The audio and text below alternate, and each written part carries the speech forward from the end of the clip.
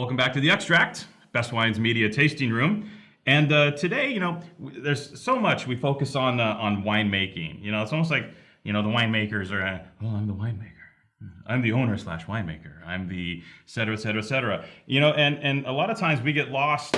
We get lost to the whole concept of, well, the winemaker's got to have something to work with.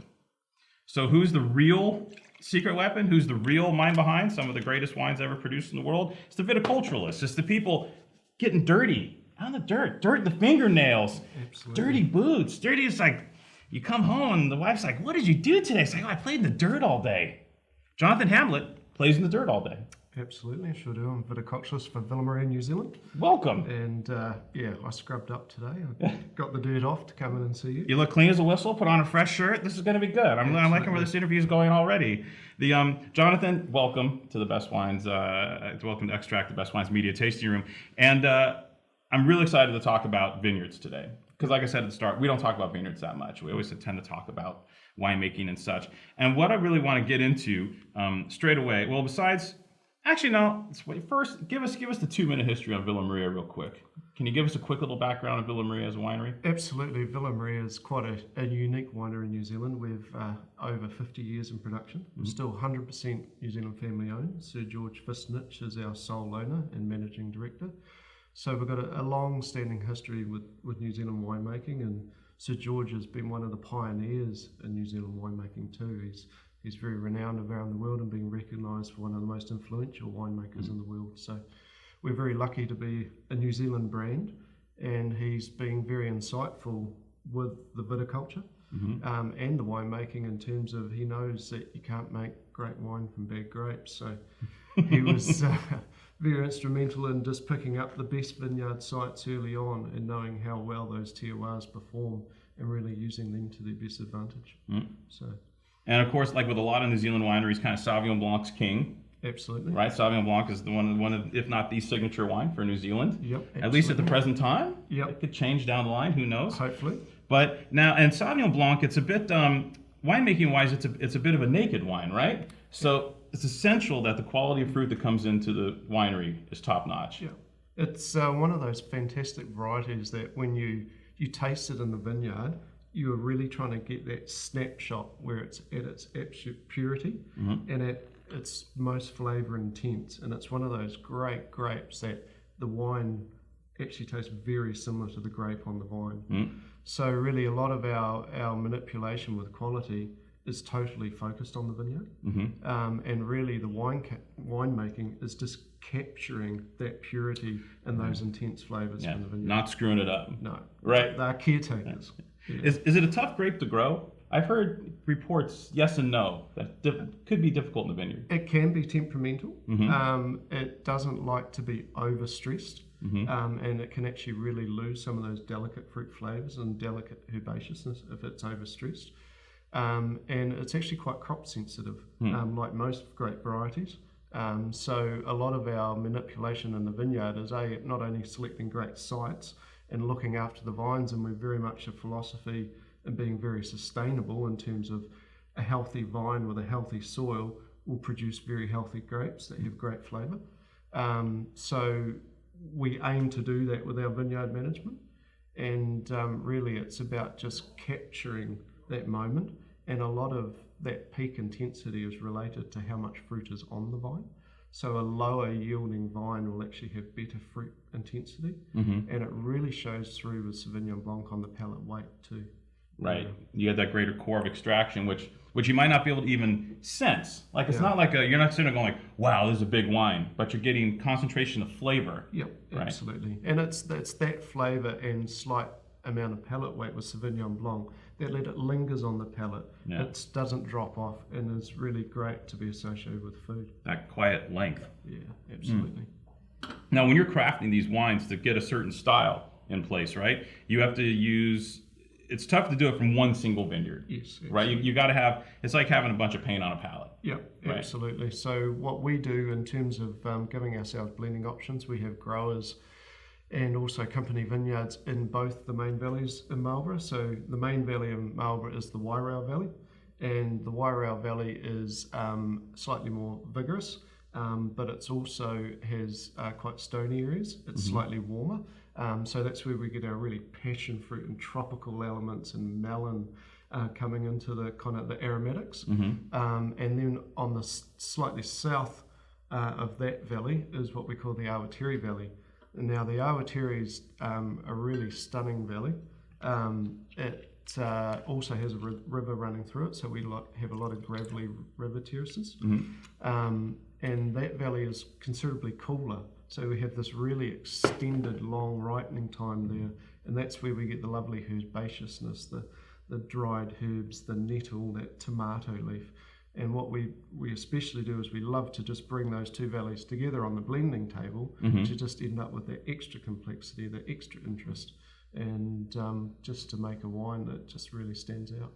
And there's a private bin, and there's we got the Cellar Selection here today. The gold label is just screaming wine, but they're both screaming wines. But this is like really So both of these, from a blending standpoint, do you find they end up being a certain percentage of one valley or the other, or does it really differ a lot year to year based on weather conditions? The years do differ, but probably on a whole, the private bin does end up almost 50-50, and then the Cellar Selection will change just depending on the season.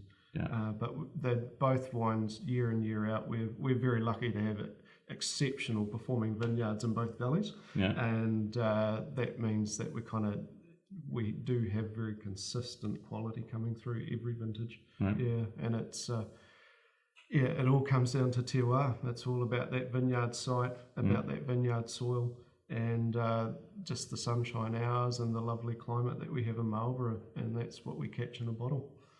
Now, I've seen a lot of people, like one of the Sauvignon Blanc strategies that I've encountered here in the States, up in the North Coast, etc., is that there's multiple picks. Some people go in early for acid, some people will go in the middle for just a core, and some people go in late for ripeness. Is that something that happens down there too, or do you use these valleys to kind of just get those acid levels and fruit flavors for you without having to do these multiple pick scenarios? We tend to try and avoid multiple picks, and really that's because often if you pick, say, something early to retain acid, it's not phenologically ripe. And phenologically ripe is that complete ripeness, which means the sugar, the tannins, the bitterness have all gone at the right flavour profile. So we tend to do that with individual blocks rather than doing multiple picks, and I think the final wine is all the better for it. And then certain blocks find their way generally into the Cellar Selection wine? Absolutely. And that's history. It's knowing these blocks for 20 years and just intimately knowing how they perform. And the way I describe that is having a relationship with the vineyard. Because when I go to work, my job is to know my vineyard intimately, and know the corners of the vineyard that do well and don't, and make it perform to its optimum. And if you've got that relationship with the vineyard and know it well, we know before the season's even started which blocks will probably make these wines. Do you see a correlation with older vines with Sauvignon Blanc as well, like you do with a lot of red wines? Not to the same large extent, but definitely all vines go through an adolescence. They do become grumpy, sulky teenagers at times, and they can, in their kind of adolescence, really kind of have a bit of a lull in quality. But we do generally find that our best quality wines come off our older vines. And Marlborough maturing as a region and appellation, obviously that vine age is increasing too, which is all a good thing. Right, so they're staying in the ground. They're not, you don't get to 20 years and rip it. And we hang on to them as long as we can. Awesome. Absolutely. And correspondingly, older vines have lower crop levels, and that's part of the trade-off. But it's one of the nice improvements in quality is actually less crop. Right, so you don't have to futz with it as much. Absolutely. Can we take a couple minutes and talk about Pinot Noir? How long have you been growing Pinot Noir now? For a long time. Pinot Noir is kind of there at the start, but not a lot of American folks may know that. Absolutely. It's gone from strength to strength within Marlborough. I think the coming of age of Pinot Noir in Marlborough has been the vine age. And now we've just seen the quality really ramp up with vine age, and now we're just producing some stunning wines. Right, so the vine age is definitely more critical with Pinot Noir. Absolutely. Absolutely. So this Pinot Noir, we actually choose a mix of sites from clay to really get that great palate weight, that great intensity.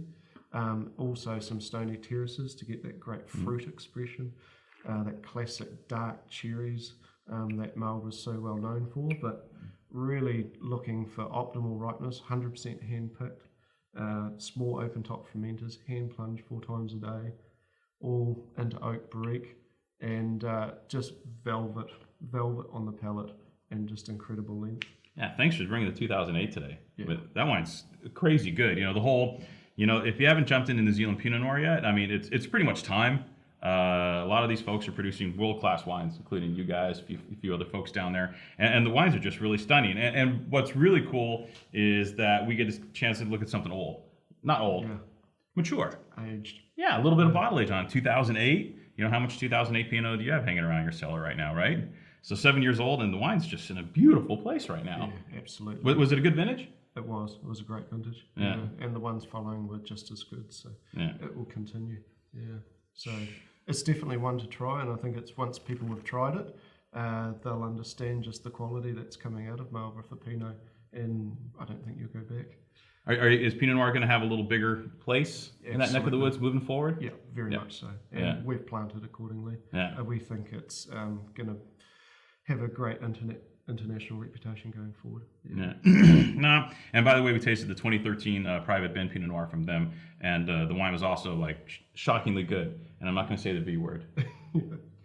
It's I can't say value for money. Oh, you said it. Okay, you said it, so it's cool. Okay, good.